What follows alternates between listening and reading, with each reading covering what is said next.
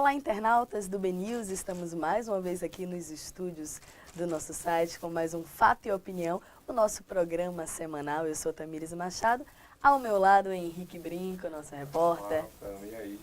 Como é que Tudo foi a bem? semana? A semana foi Tudo bem, agitada, a hein? semana foi Muitas agitada, notícias verdade. aí, né? Vai repercutir aqui Muitos ainda. bastidores da política. Verdade. E hoje nos nossos estúdios estamos com a deputada estadual eleita, Olívia Santana. Deputada, muito prazer tê-la aqui. Henrique e Tamires. Para mim é um prazer enorme também estar aqui participando desse momento com vocês, falando de política, de tantos desafios, essa efervescência, né, que nós temos hoje na Bahia e no Brasil.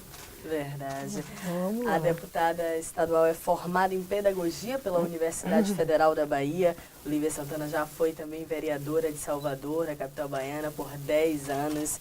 Já assumiu também alguns cargos no governo estadual e no governo municipal, como a Secretaria de Educação e Cultura e a Secretaria de Políticas para as Mulheres. Mas agora vem um novo desafio. Eleita deputada estadual, primeiro mandato, a primeira mulher negra na Assembleia Legislativa da Bahia. Amanhã toma posse, dia 1º de fevereiro. Então, começar perguntando o que é que a senhora espera e o que o seu eleitor pode esperar do seu mandato aí na Alba. Então, eu estou assim com uma expectativa muito positiva. Agradecer, eu quero começar agradecendo às pessoas que resolveram acreditar, que abraçaram a minha candidatura, que me apoiaram e que me trouxeram a essa condição de deputada do nosso estado. Para mim é uma alegria muito grande.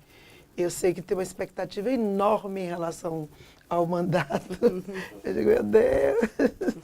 Mas a gente também tem um grande compromisso, né? Um compromisso muito grande.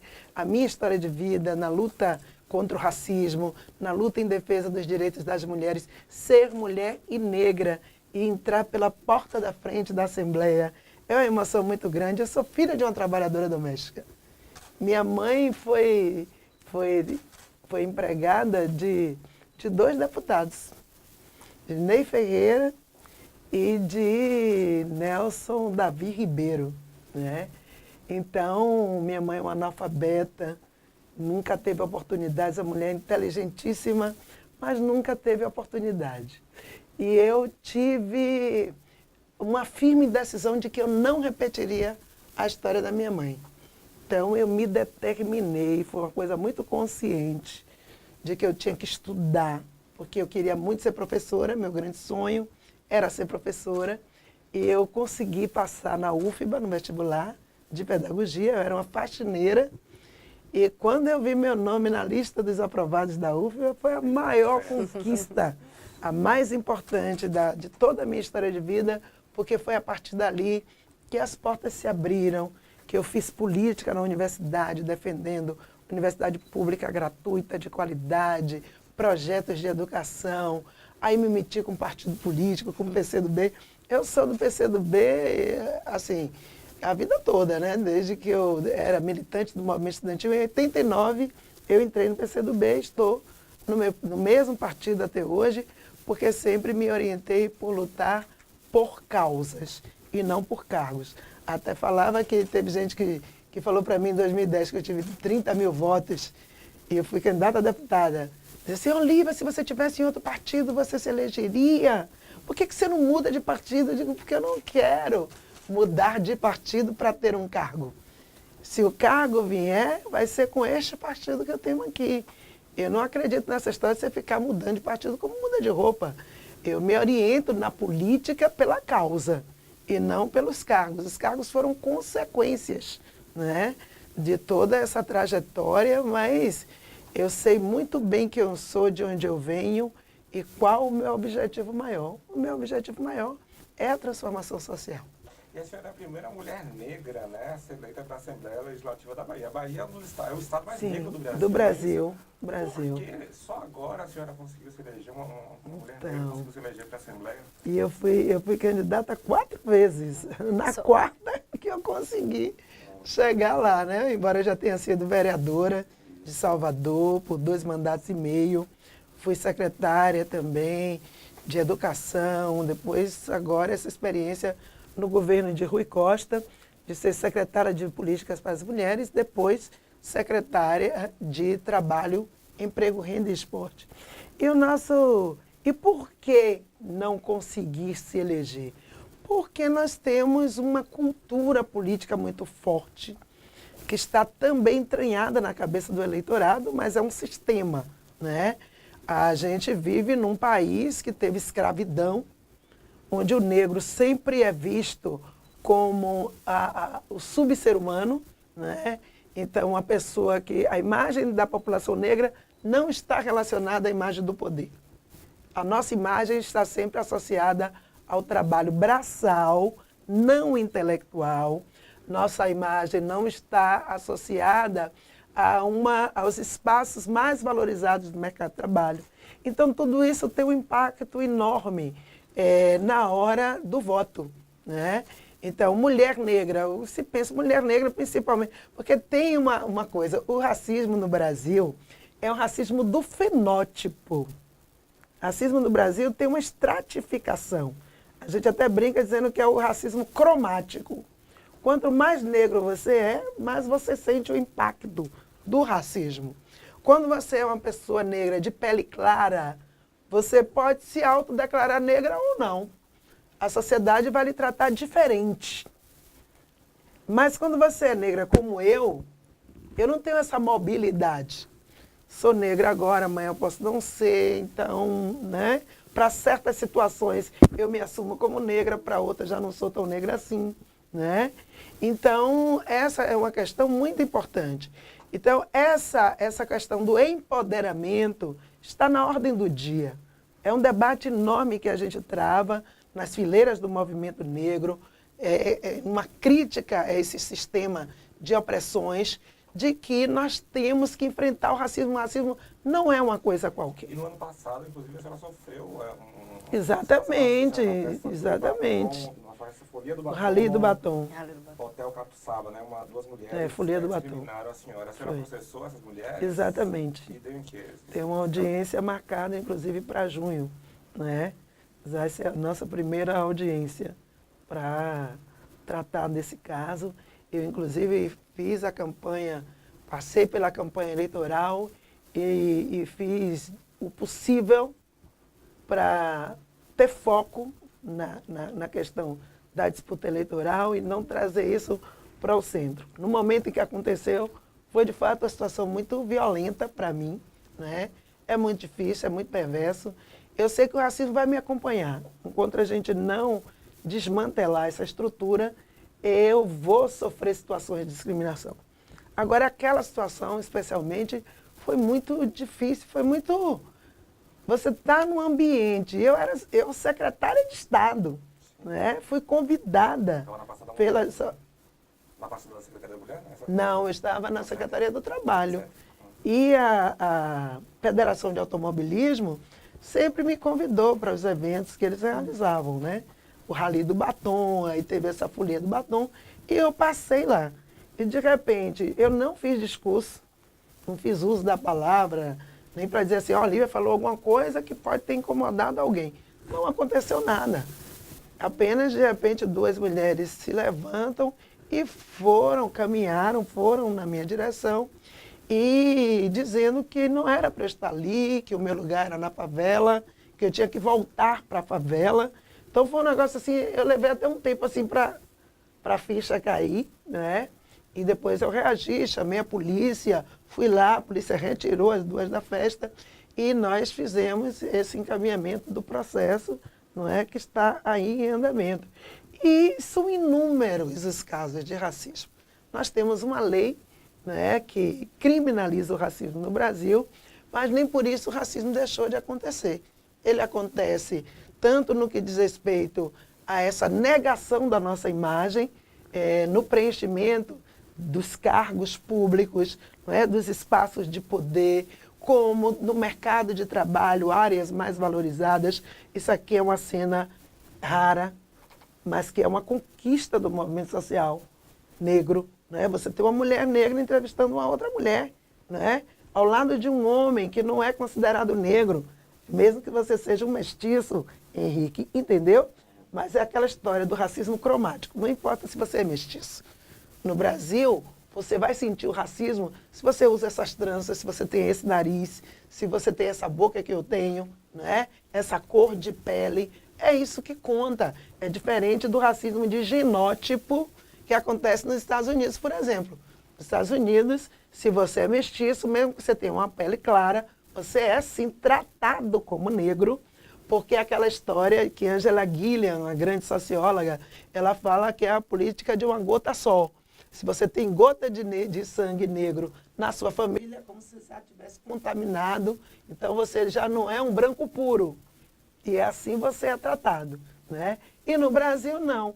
Mesmo você sendo mestiço, mas se seu fenótipo é com essas características negras, você vai sofrer o racismo. E não importa se chegar e dizer, mas minha mãe era branca, é branca, minha avó, não interessa. Interessa o que você estampa. É isso que o racismo persegue em nosso país, né? Então, é uma situação que a gente tem que combater lá, tem que combater cá, onde quer que o racismo se apresente, de que forma que ele se apresente, não importa. Importa que nós temos que lutar por uma sociedade de iguais, que as pessoas sejam tratadas pela sua competência, sua capacidade e não pela cor da sua pele. A gente tem o último dado aqui na web, registra cerca de 100 mil casos de racismo na última década. Então, além do que aconteceu com a senhora, que é um fato presencial, né, físico, a gente percebe também que a internet serviu muito para estilar o ódio e preconceito e racismo.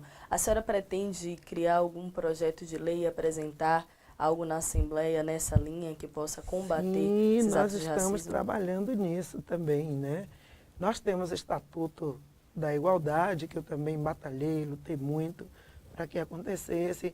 Tem a lei que criminaliza na Constituição de 88, mas nós precisamos ter outros instrumentos, outros mecanismos. Eu, inclusive, discutia um projeto que eu vou apresentar, né, na Assembleia, porque a minha preocupação hoje ela é mais educacional. Porque é fundamental que a gente não fique enxugando o gelo, só tratando dos casos que acontecem. Nós precisamos mudar mentalidades. É preciso criar uma forma, promover uma formação educacional que desde criança as pessoas já vão se trabalhando para a convivência na diversidade que nós somos. Nós somos diversos. A pessoa não vale mais do que a outra porque é branco. As pessoas precisam... Teve um colégio aqui, uma loucura. Isso, recentemente do Antônio Vieira. Do Antônio Vieira. Em relação ao livro. Ao livro de Lázaro Ramos, Vista a Minha Pele. Vista a Minha Pele. Então, pais brigando com a escola porque adotou aquele livro, né, indicou aquele livro para que sua juventude pudesse estudar. E precisa acontecer. Como é que num país de 519 anos, que teve mais de quase 400 anos de escravidão, a gente acha que em 130 anos de trabalho livre, zerou o jogo. Todo mundo aqui agora é igual. Não é igual. E esse passivo? E todo esse tempo que aconteceu, séculos. A história do Brasil, gente, teve mais tempo de segregação racial, não é? De exploração do trabalho da população negra, do que o tempo de liberdade. Quer dizer, a gente não tem nem um século e meio. Não tem nem 150 anos que a escravidão acabou no Brasil. E as pessoas não querem tratar o racismo, as pessoas não querem que a escola aborde esse tema. As pessoas ricas, brancas, da elite, né, que dizem que são, inclusive religiosas, tementes a Deus, precisam se abrir o coração para entender que tem uma parada para a gente resolver aqui, na Terra, aqui e agora. Se a gente quer, de fato, falar de justiça, falar de igualdade, falar da diversidade, falar da raça humana. As pessoas, quando querem fingir que não tem racismo, aí dizem assim, gente, para com isso. A raça é humana. A raça é humana. mas o racismo nos desiguala, que é uma construção social. Agora, além do racismo, né, há uma perseguição, né, Intolerância. A intolerância ao comunismo como um todo, né? Inclusive hoje, né, saiu nos jornais que o ministro da Educação soltou uma nota criticando um jornalista aí do jornal O Globo, né? Diz que o cara era comunista. Como é que você está vendo isso, né? Inclusive, um dos filhos do Bolsonaro falou em lutar para acabar com o comunismo, acabar com o PCdoB, acabar comigo aí. Agora veja, eu preta, comunista e mulher, olha que situação. Eu estou no grupo de risco, de altíssimo risco nesse país, né? E você vê o que fizeram com Marielle Franco. Então eu vejo com muita preocupação. E é assustador, porque a gente não pode dizer que o Bolsonaro enganou, que ele não disse o que ia fazer, porque ele disse. Você, num ambiente de violência tão grande, de grande intolerância, você eleger um presidente que o símbolo do cara é atirar, quem atira mata, ou manda matar. A arma não serve para outra coisa, né? Entendeu? A arma só serve para matar, não é Diferente liquidificador. né? Não é liquidificador. Tá certo? Você bate uma vitamina, faz seu suco, né? Então, assim, a gente tem que pensar sobre isso. Quer dizer, nós tivemos essa situação de Jean Willis, é o primeira figura que ele se exilou, porque estava ameaçado de morrer, né? Você vê o ministro da Educação, até Damares, esse pessoal falando umas coisas que parece que a gente está na Idade Média. Nós estamos no século XXI, alguém tem que dizer a esse governo que nós estamos no século XXI, porque eles parecem que não sabem. Então, assim, o Bolsonaro se elegeu, ele precisava convocar o Brasil, porque ele é presidente do Brasil. Ele não é presidente somente dos eleitores dele. Ele é presidente de todo o país, e esse é o nosso país. Nós vamos ter que lutar muito, e eu estou com essa disposição. Aliás, eu nunca arredei meu pé da luta, da batalha. Batalha por direitos. A gente tem direito de existir. A gente tem direito de viver no país da gente. A gente tem que lutar para que situações como a que aconteceu com Jean Willis não volte a acontecer. Situações como a que aconteceu com Marielle Franco, com o Mestre Moa. Porque quem matou o Mestre Moa foi o discurso do ódio. É o discurso do ódio que autoriza que um cara chegue lá e mate o seu irmão. A troco de quê? Por quê? Por que matar Marielle Franco? Porque ela defendia direitos humanos, gente. O Brasil é um dos países que mais mata pessoas defensoras de direitos humanos. A gente defende a humanidade do outro. A gente defende que nós somos iguais. Tudo que a gente quer. Eu sou comunista.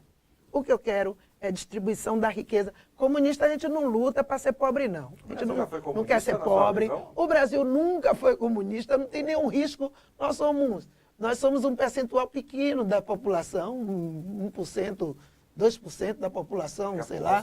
Entendeu? O Brasil é um país comunista.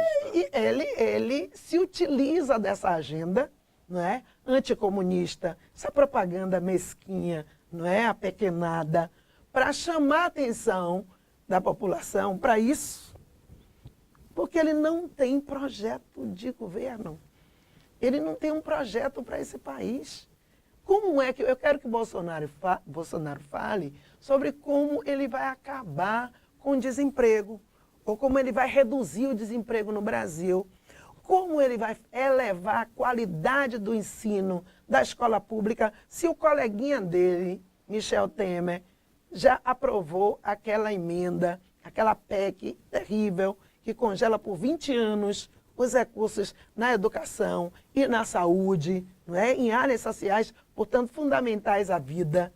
Eu quero que ele diga como ele vai tratar os banqueiros, porque ele está dizendo que vai fazer a reforma da Previdência.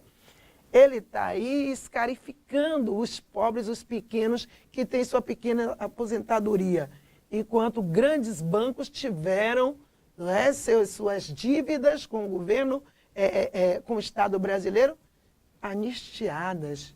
grandes latifundiários tiveram suas dívidas anistiadas, entendeu? Então fica discutindo essas coisas, fazendo esse terrorismo, né, mediatizado aí, para poder atrair a atenção da população para isso, enquanto eles arrebentam com o nosso país. Eles abrem o Brasil para se entregar aos interesses dos estrangeiros, a exemplo dos Estados Unidos, né? Então eu acho que é muito, muito ruim essa aliança Brasil e Trump. Bolsonaro, aí que situação. Você ter Bolsonaro e Trump juntos, agindo juntos. Eu estive recentemente na Argentina, no encontro feminista da América Latina, e assim as pessoas perplexas como isso aconteceu no Brasil. E você ter um presidente como Bolsonaro no Brasil não compromete o futuro e o nosso presente apenas. Isso repercute também em toda a América Latina. Então, nós temos que pensar cada vez mais na necessidade de qualificar o voto, da conscientização da população. Nós precisamos de num país tão ricamente diverso como o Brasil, a diversidade precisa ser tratada de uma maneira generosa. E não você querer destruir a diversidade. Você quer acabar com o negro, porque você afirma a sua condição de branquitude. E no dia que você chegar na Europa, você vai entender que você não é tão branco assim, tá certo? Você quer acabar com o homossexual, porque ele tem uma orientação sexual diferente da sua. Então o cara é hétero e o outro não pode ser homossexual. Me interessa com quem o cara vai dormir. Me interessa que ele seja uma pessoa bacana, uma pessoa generosa, uma pessoa que contribua com a sociedade, que trabalhe e ganhe o dinheiro dele dignamente ou dela, entendeu? E que possa conviver bem todo mundo junto. É isso que interessa, é o caráter das pessoas, de que maneira você vai contribuir com o desenvolvimento da sociedade. E não ficar ali fazendo bullying com as pessoas porque é gay, porque é lésbica, ou porque é negro, porque são coisas que marcam, que doem, que causam dor. Ninguém que causa a dor de alguém pode dizer que é melhor do que um outro alguém, né? Essa pessoa que está promovendo a dor, essa pessoa que está promovendo o desassossego, né? É uma pessoa ruim, é uma pessoa má. E precisa se reavaliar, porque não pode... E tem gente que faz isso em nome de Deus, que pratica intolerância religiosa. Pelo amor de Deus, o terreiro está lá fazendo a festa dele, cultuando os orixás dele. Por que que uma outra religião não pode respeitar aquela? Tem que perseguir, tem que agredir. Então, nós temos que pensar sobre todas essas coisas. Eu sou comunista, sou do PCdoB, Partido Comunista do Brasil. Por que eu sou comunista? Porque eu quero lutar por uma sociedade que você trabalhe e viva do fruto do seu trabalho, que tenha uma infraestrutura melhor, que a gente tenha uma melhor distribuição de renda. Tem gente que morre com bilhões. Depois que morre aquilo, você vê uma pessoa morrer, gente, e fazer doar sua fortuna para o cachorrinho. Essas coisas bizarras só acontecem no capitalismo. Entendeu? E essas questões todas estarão na Assembleia, né? Vão permear os próximos 4 anos da Assembleia. Você tem uma notícia exclusiva na Assembleia, né? Conta aí pra gente. Isso a gente ontem deu algumas informações sobre a composição da mesa diretora da Assembleia. Vi que o PCdoB foi contemplado com o Fabrício Falcão, deputado estadual também, que vai para a 3ª secretaria. Isso. E aí eu te pergunto, a senhora pretende assumir alguma comissão? A gente sabe que as discussões das comissões começam a partir da semana que vem, mas já tem alguma conversa para a senhora assumir ou participar, integrar alguma comissão na Assembleia? Não, eu pretendo participar das comissões e também nós do PCdoB estamos pleiteando também o comando de uma das comissões, né? Já pode dizer qual? Mas isso, nós estamos negociando, como ainda não houve a eleição da mesa diretora, nós ainda estamos em processo de negociação, eu prefiro aguardar para ver o que é que vai ser possível a gente construir para, quando divulgar para a imprensa, ser algo concreto e não apenas uma especulação ou uma expectativa. Mas o PCdoB tem 4 deputados, né? Uma deputada e 3 deputadas na Assembleia. Aliás, nós tivemos um desempenho 5, muito né, importante, nós elegemos 5, né? E essa conta mais importante, tivemos 500 mil de votos, praticamente. Então, é muito importante, é uma força política na Bahia fundamental de ser considerada na distribuição dos espaços, não é? De poder na Assembleia e também no Executivo Estadual. Esse pleito do PCdoB vai ser para a senhora assumir a comissão? Sim, sim, nós estamos trabalhando para que eu assuma a liderança. Nessa linha de trabalho, a gente sabe que a senhora é uma ativista do movimento negro, da causa LGBT, da questão da mulher, então sim, só pode ser uma dessas comissões eu já acabei de responder, que trata sobre isso. Então, vamos sair, já vamos começar a ligar. Ela quer fazer força, fiz essa declaração. Vamos aguardar até segunda para ver o que é que vai acontecer. Outra questão também que a gente veio falando muito durante essa semana, porque criou-se uma expectativa do anúncio do governador com a nova reforma do secretariado. A gente sabe que ainda faltam 10 pastas para serem divulgadas, né? Mas na última segunda, foi terça-feira? Foi na terça-feira. Na terça-feira, o governador Rui Costa colocou outros nomes aí para sua gestão, né? E o PCdoB também foi contemplado com o deputado Davidson Magalhães. O partido ficou satisfeito com o espaço no governo? Bom, na verdade, nós ainda estamos em processo de negociação com o governador. O governador fez um anúncio de parte do seu secretariado. Como o Davidson já era uma definição, né, do PCdoB já há algum tempo, então, na pasta do trabalho, não é? Então, isso também já foi encaminhado, já foi anunciado. Mas nós ainda estamos em tratativas com o governador. Eu soube que Isaac Carvalho, ex-prefeito de Juazeiro, está nesse bujo aí. Também. Inclusive, tem uma polêmica, né, em relação a Isaac, ele que ficou inelegível, né? Como é que você já viu ele não conseguiu, né, a ação contra a LEU, né, para assumir o mandato? Isso, na verdade, a ação para assumir, ele teve 1 milhão de votos, 1 milhão e ele teve votos para federal. federal. Não, para federal ele teve 100 mil votos. Não, desculpa, ele teve 1 milhão quando foi prefeito de Juazeiro. Exatamente. Isso. Ele moveu essa ação para mas ainda tem uma ação aí em curso. Como é que você está vendo esse processo, né, e essa... Eu acho que se Isaac conseguisse o judiciário liberar, vai ser melhor para a Bahia. A gente contar com o mandato dele de deputado federal, embora saibamos que é difícil que isso aconteça, mas estamos torcendo para que se resolva dessa maneira. Ainda cabe recurso? Cabe sim, ele está lidando com essas possibilidades. Ele está buscando esgotar todas as possibilidades jurídicas, né? Sim. E o partido está acompanhando e eu torço por ele. Mas há essa conversa para caso ele não consiga ir na justiça, ele vir assumir algum cargo na secretaria? Ele pode estaduais assumir pode assumir no Estado. Ele pode, legalmente ele pode. Então o partido, inclusive, está trabalhando também nessa direção, de que ele possa, sim, ser parte do secretariado do governador Costa. A condenação dele, né? Ele foi condenado por supostamente desviar 11 milhões, né, da gestão dele na prefeitura de Juazeiro. Né? Sobre essas acusações, sobre esse processo, como a senhora viu isso e como o PCdoB reagiu a essas acusações? Então, os advogados dele estão acompanhando, mais em situações assim, não de desvio de recurso, não é? Mas de situações mesmo, porque muitas vezes, porque toda vez que se coloca uma situação como essa, a pessoa acha que a pessoa meteu a mão no dinheiro e saiu correndo, sim, né?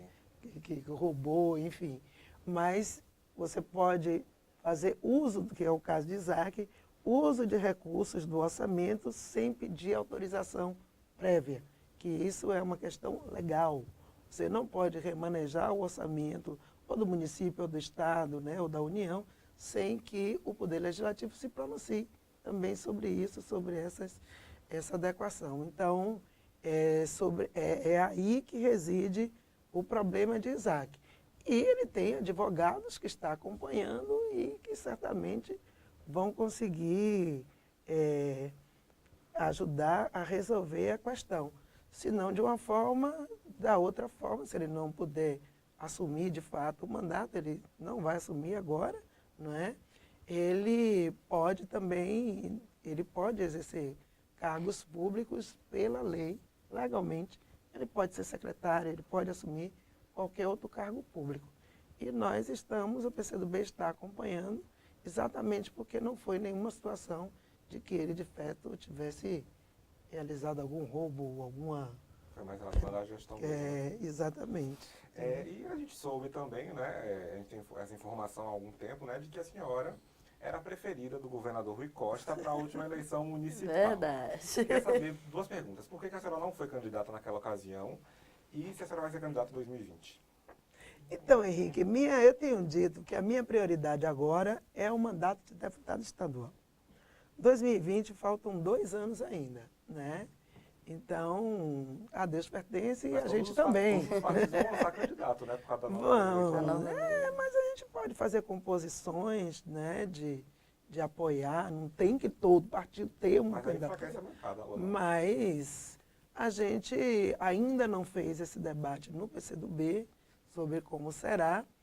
E o meu nome, claro, é um dos nomes lembrados, já foi lembrado outras vezes. Eu não fui candidata porque nós já tínhamos, naquele ano, pactuado de que a candidata seria Alice Portugal, né? E não teria, portanto, eu não poderia, estava à frente do partido, era presidente municipal. De repente, reabrir a discussão não seria bom para ninguém, né? Então, a gente respeitou o que estava pactuado, garantimos. Eu fiz campanha para a Alice, sempre foi uma grande parlamentar, uma grande deputada, foi a nossa candidata aqui, contou com o nosso apoio. Agora, 2020 é outra situação, né? Mas a senhora defende 2020, que o PCdoB tenha candidato próprio? Sim, o PCdoB tem essa situação muito positiva. Nós temos nomes, né? Tem o nome de Alice, tem o meu nome. Eu não vou me autocandidatar. Mas é claro que se o meu nome for útil para o projeto partidário ou das forças, não é? Porque o governador é também a nossa grande referência, né, na disputa eleitoral. Pensar 2020, a gente não pode pensar 2020 prescindindo também do que pensa o governador sobre esse desafio, né, que está aí diante de nós. Então, eu considero que é muito importante também levar em conta todo esse cenário. Agora, o PCdoB tem toda a legitimidade de lançar candidatura própria. Se essa for a decisão do partido, nós vamos discutir.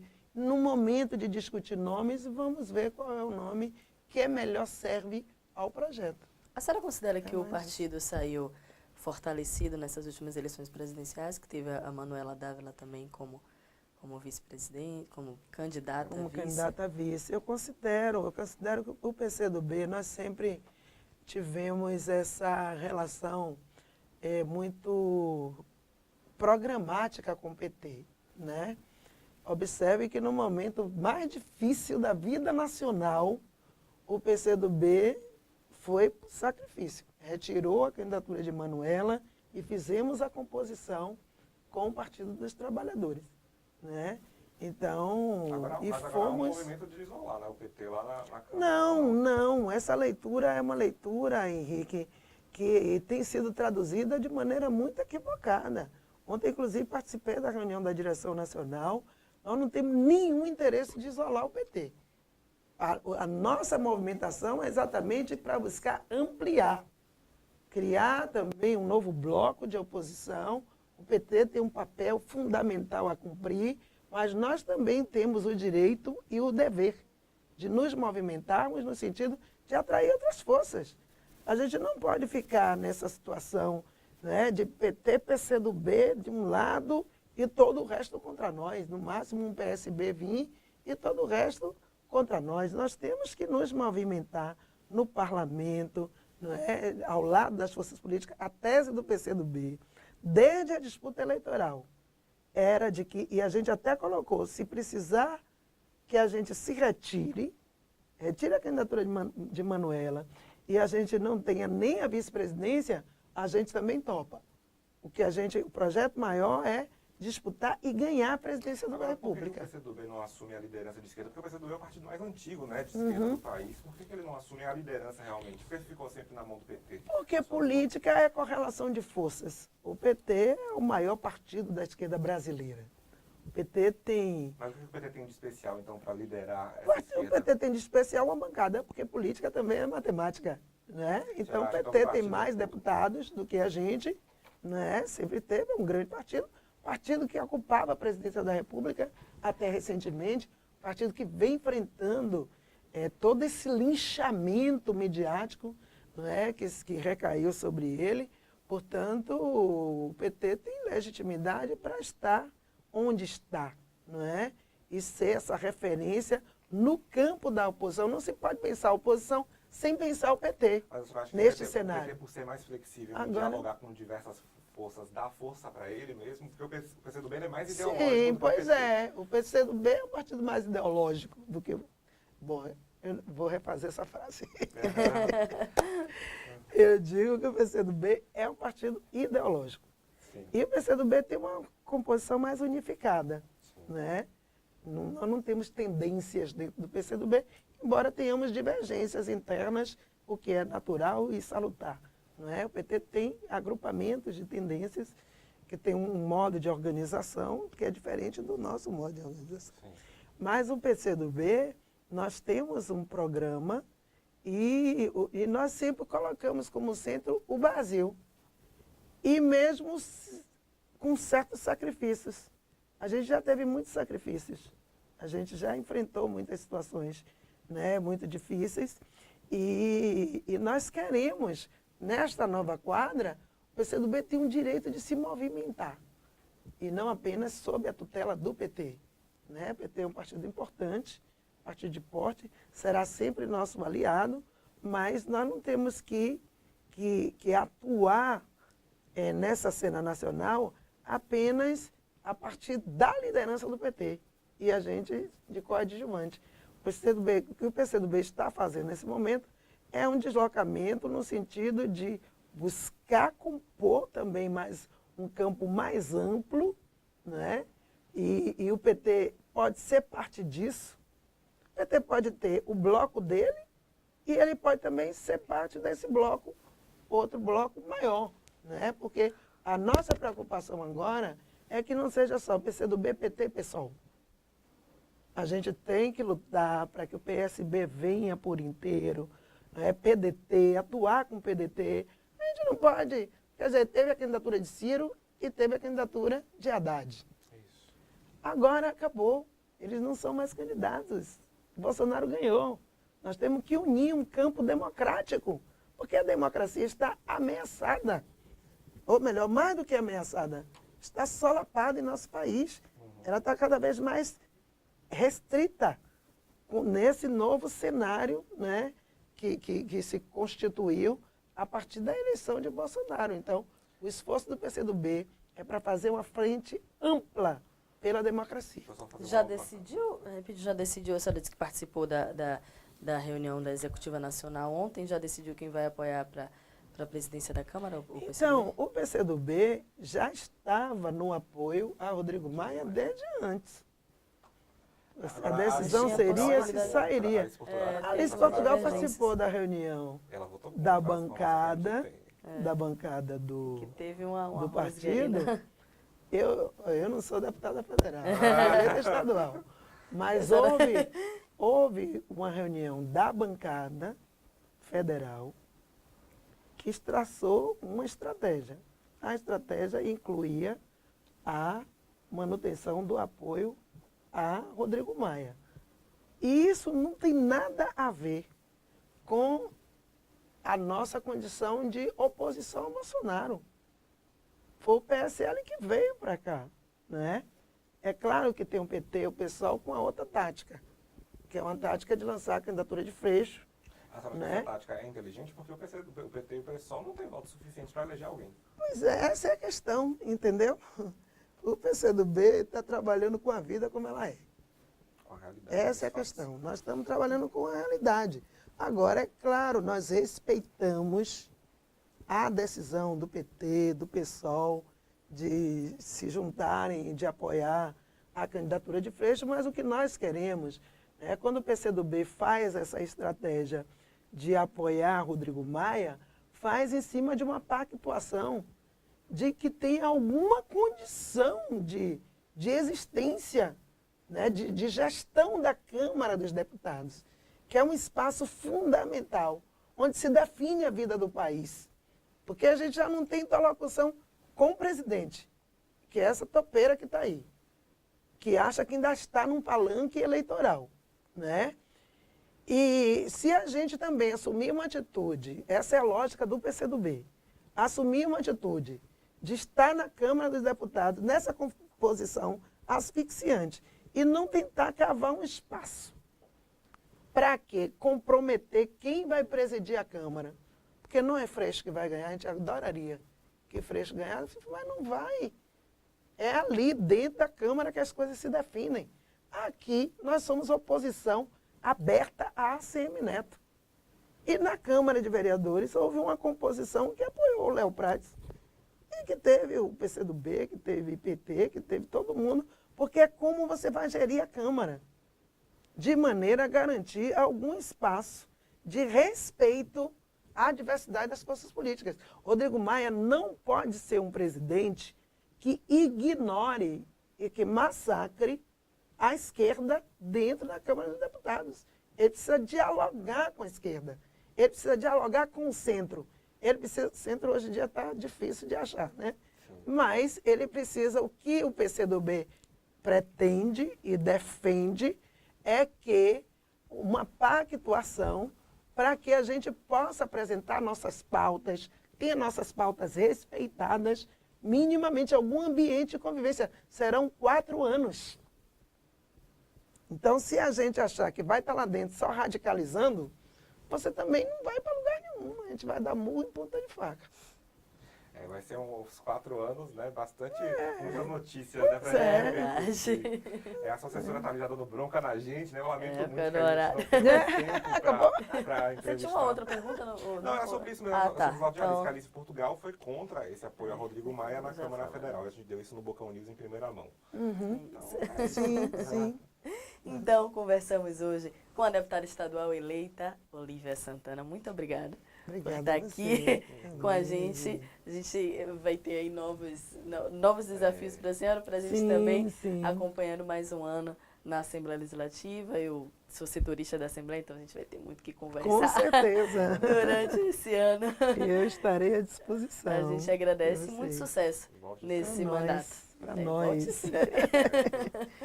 Um abraço a todos. Um abraço Ficamos a por vocês. aqui. E semana que vem a gente volta com o nosso Fato e Opinião. Um abraço a todos vocês. tchau, tchau.